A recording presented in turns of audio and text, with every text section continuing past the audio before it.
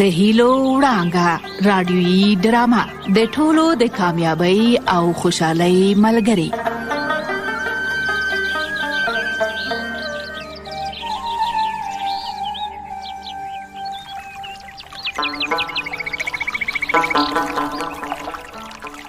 درنو دوستانو، سلامونه او پیرزوینې. تاسو د ډرامې په تیره برخه کې واوریدل چې دلاور خان خپلې وړې لور ملالۍ ته خزانه راوړه. زما په اند مور او پلار باید چې د ژوندانه له پیله خپلو ماشومانو ته د پیسو د سپما زده کړه ورکړي او پرې ویې پوهوي څو دا یې عادت وګرځي. تاسو کولی شئ چې خپلو ماشومانو ته د هغوی د غوره او ښو کارونو د ترسره کولو له امله لږې پیسې د انعام یا ډالۍ په توګه ورکړئ، څو یا د پیسې سپما او ذخیره کړي. که غواړئ چې په ژوندانه کې پرمختګ وکړئ او اقتصاد مو ښه شي، نو خپل لګښتونه راکم او سپما مو زیاته کړئ.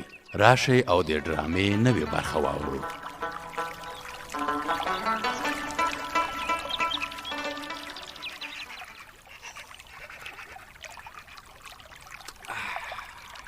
وایم شین چای د تورې ګوړې، ورسره د غنمو نینې غوړې پړې او د چنارګل خبرې لکه د شاتو د غوړیو غوړې پړې. واه واه خیالي کور دې لغلی ډک شه، منم دې. یاره چنارګله په دې کلي کې یو ته او یو خیالي په ژوند پوهېږئ، دا هم خو لکه چې هسې تش کدوان یو. نه نه تو به ولې تش کدوې، سمدم احمد خان مصیبت خان. چنارګله وای واچوه پنجه، دا همت مصیبت ډېر ښه سره لګېږي. غلی شه خیالي، ویښه دې خوب زنګئ، تم د چنارګل خبرو ته هوا ورکئ.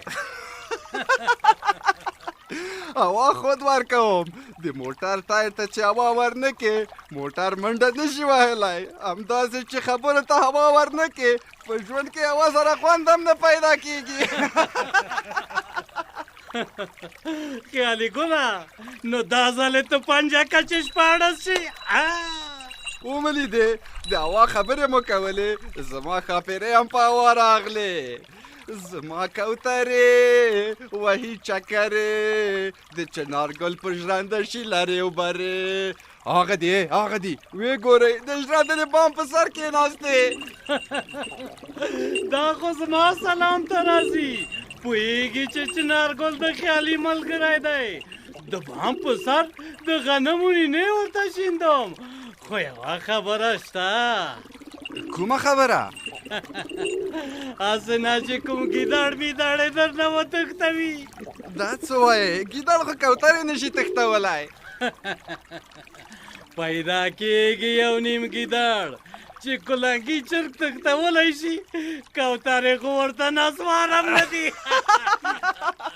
چناریا زما خواته به اشارې نه کوې، خوله به دې دې خوا نه راکږی، که نه بیا دا کږې خولې په سوک سمیږي. ته راځه چنارګله چې د ژرنده د بام پر سر د کوترو سایل وکړو. همت مصیبت دې همدلته د مرچو پر څټه ناست وي. مخکې شه. همت خانه ته یې څنګه یوازې پرېښودې چې دوی درنه اخوا روان شول؟ رکیکه دواړه بېغمباشه بنیادمان دي، په نه خبره خاندي راته. زما دومره حوصله نشته.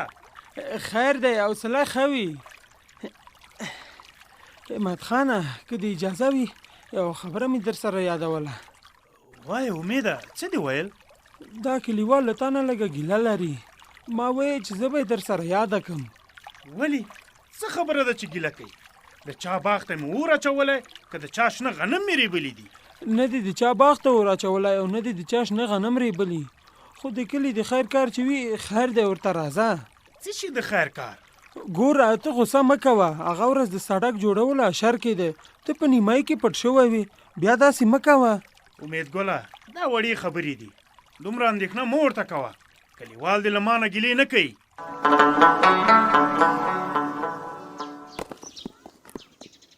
سنګینه زویه نام خدای دې وي، دا خو یې ډېرې تیږې راوړي دي. هو مور جانې په ټیکټر کې خو ډېرې تیږې ځایږي. سنګینه زویه په لاسو دې برکت شه، ښه چې د کور جوړولو ته د تیږې راوړې، د هر کار پیل سخت وي. هو پلار جانه ما وی چې تیږې به تیارې ځای په ځای کو چې هوا ښه شي د کور په جوړولو به هم پیل وکړو. خپل کور مې ډېر ارمان دی سنګینه زویه. دا ډېر کلونه په مهاجرت کې په کرایي کور کې اوسېدو. په خپل کلي کې خو باید دا دی چې کور ولرو. انشاءالله چې دا ارمان به دې پوره کړم پلاره. یوازې ته او مور مې دعاوې راته کوئ. زویه د ملایکو په وزرو پټ شي. دعا خو به شپه ورځ درته کوو، خو یوه خبره به زما منې. په سترګو به یې منم. کومه خبره مور جانې؟ په کلي کې مو پخوانی کور زړه تنګی و، نه یې کوټې سمې وې نه یې انګړ پراخ و، د څارویو لپاره خو هیڅ مناسب ځای نه و. بېغمه اوسه مور جانې. دا ځل به ستاسو په دعا ښه لوی کور جوړوو. د څارویو لپاره به د اوسېدو له کوټو نه لرې ځای جوړ کړو. الله دې مرستندویه اوسه سنګینه زویه. آمین. نن خو ملالۍ نه ښکاري چې دا څه شوه؟ ملالۍ لکه چې چای راوړي. هو ویلې چې ورېنداره به مې چای رادم کې زه به یې راوړم. هغه ده راغله او چای هم راوړ. سنګین لالا چای مې راوړ، همدلته کېدم. نه ملالۍ، راځه دلته یې راوړه. ښه ده لالا. ملالۍ لورې په دې تیږو کې ورو ورو راځه چې پښې دې په تیږو کې خوږ نشي او چای هم درنه توی نشي. ښه ده مورې، تیږو ته مې پام دی. ښه ده چې ملالۍ لورې چای هم دلته کېږده. ښه ده پلاره. اوهو ملالۍ لورې دا پیالې دې څنګه د رخت په ټوټه پټې کړي دي؟ ویرېدې چې مرغان یې درنه ونتښتوي؟ دا مې له مچانو پټې کړې. ښه له مچانو نه؟ هو هغه ډاکټر یې چې ویل مچان له یو ځای نه بل ځای ته میکروبونه وړي. وی جار دې شم، ته مې څومره هوښیاره لورې. راځه سنګینه زویه تیږې پرېږده چې په ګډه چای وڅښو. ښه ده مورې. ملالۍ خورې په نوي کور کې ستا څه فرمایش دی چې څنګه یې جوړ کړو؟ خو ښکلی جوړ کړئ او زما نانځکو ته به خو ورته ووایه ولې خاندې؟ ستا نانځکو ته به څه کوي؟ زما نانځکو ته به مړه کوټه جوړوي. نو نانځکې په کوټه څه کوي؟ وی نانځکې به پکې لوبوم، سندرې به ورته وایم.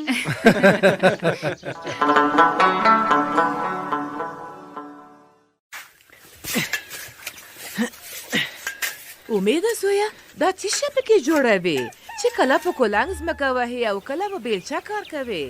مورې د ګلونو او ترکاري لپاره دلته د انګړ په دې کونج کې یو ځای جوړوم. خو ګوره مورې یو کار به ته هم کوې. وایه مور دې ژر شه، زه به څه کوم؟ چې کله ترکاري پخوې نو تر پخېدو مخکې به د مالګې په اوبو یا کلورین کې ږدې چې تیتانوس او یا نورې ناروغي ترې پیدا نشي.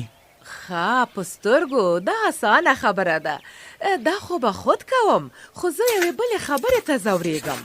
کومې خبرې ته؟ زویه اسه نه چې بیا د لاسونه تڼاکې شي. څو ورځې مخکې دې د سړک جوړولو په اشر کې ډېر کار کړی و، ټول ورغوي د تڼاکې وو. کاشکې بیا مې لاسونه تڼاکې شوي وای. وی زوی جانه خدای دې نه کوي، دا رقم خبرې ولې کوې؟ ته اندېښنه مه کوه، هغه ورځ چې د ورغوي تڼاکې راټکور کړې اوس مې زړه غواړي چې همیشه مې تڼاکې راټکورې کې. ښه دا خبره ده. هو مورې شکر چې تا لرمه چې زما د دردونو او تڼاکو درمان کوي. اوس دې نو لاسونه له کاره سره بلد شوي زویه. دا څه موده کله لرګي ماتوي کله په ځمکه کې کار کوي، لاسونه دې پکې پاخه شول. لاسونه مې خو په کار کې پاخه شول. دعا کوه چې خدای مې ارمانونه هم لکه منډې او انار پاخه کړي چې یوه له څانګې راشکوم. امین زویه، داسې خوږې خبرې دې زده دي چې ما بل وخت نه وې اورېدلې. د امید مورې داسې خوږه خبره خو ما بل وخت نه واورېدلې. د امید خبرې ګوړې شکرې څه چې مڼې او انار دي. د امید پلاره ستړی مه شې. ژوندی اوسې. د امید پلاره کوم اولاد چې د مور او پلار سره مینه لري، د مور او پلار عزت کوي، د هغه اولاد به هر څه کې برکت وي. وپوهېدې؟ یاره په دې کې خو هېڅ شک نه لرم. دومره صفتونه مې نو مه کوئ، هسې نه چې وزیر وکړم او د توتي غوندې والوځم. نه زویه د توتي غوندې به نه الوځې، بیا زنګلو ته درپسې نه شو درتلی. رښتیا زویه بله خبره مې کوله. وایه پلاره څه دې ویل؟ همت خان ته د نصیحت وکړو که نه؟ پلاره نصیحت څه چې نصیحتونه مې ورته وکړل هغه د چا خبره چې په ډېر نصیحت مې ژبه ګونګۍ شوه. ښه نو بیا یې ستا نصیحتونه زړه ته ولوېدل که نه؟ څه ووایم زما خبرې داسې ښې په زړه ونه لګېدې. هغه متل دی چې وایي د سړی اوسپنې خوشې ټکول دي. ښه چې داسې ده زه به یې مېرمنې ته ووایم ګوندې د هغې خبرې پې ولګېږي. نه پام د امید مورې چې مېرمنې ته یې ونه وایي. همت خان سرتمه بني ادم دی. مېرمنې ته به په غوسه شي او په کور کې به یې خوشې خفګان جوړ شي.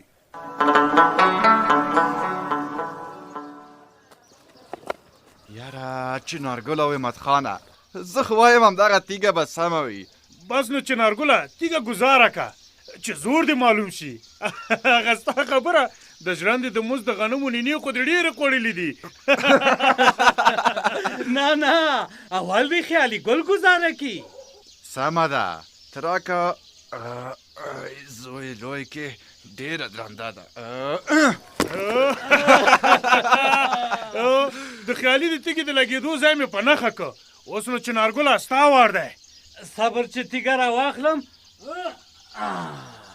ګوره نو کور دې له غلې ډک شه. چنارګله تا نه خو خیالي لرې ګزاره کړه که نه؟ خود به یې لرې ګزاره وي زوروره د کوترو هګۍ خوړلې دي نو.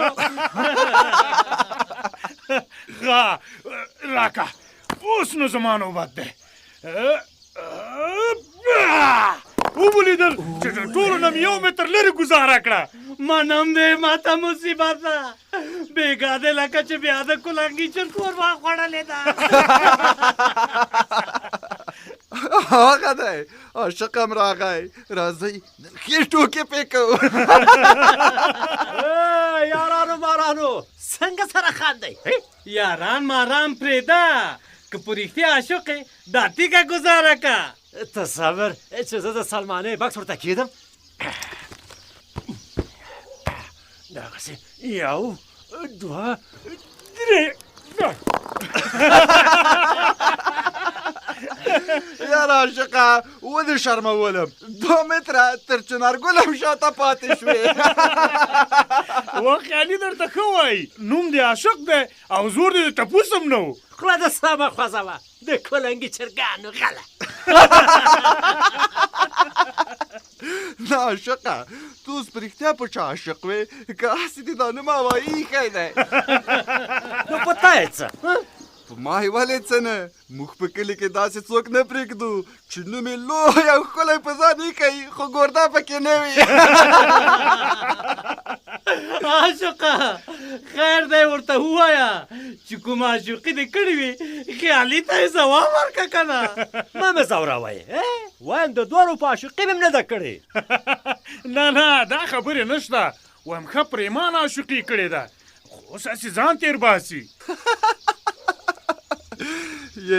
یو چا ویل چې د کوی قاف په کومې ښاپېرۍ میان و.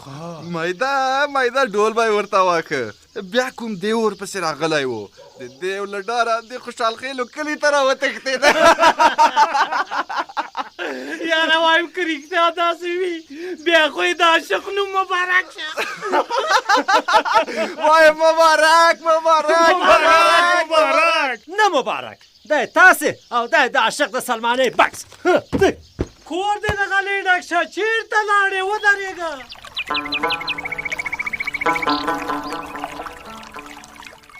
درنو دوستانو تاسو واورېدل چې سنګین د خپل نوي کور د جوړولو لپاره ډېره خواري کوي او زه چې کله هم د سنګین زحمتونه وینم وایم شپه نه خوب بدل کړه منزل نه کاروان بدل کړه د بریالیتوب جذبه په ځان کې ساته ځکه چې که قسمت نه بدلیږي خو وخت ضرور بدلیږي. هیڅ کله زحمت او خواري بې ګټې نه وي. تر بیا مو په لوی خدای سپارم د خپل ځان او کورنۍ د صحت خیال ساتئ.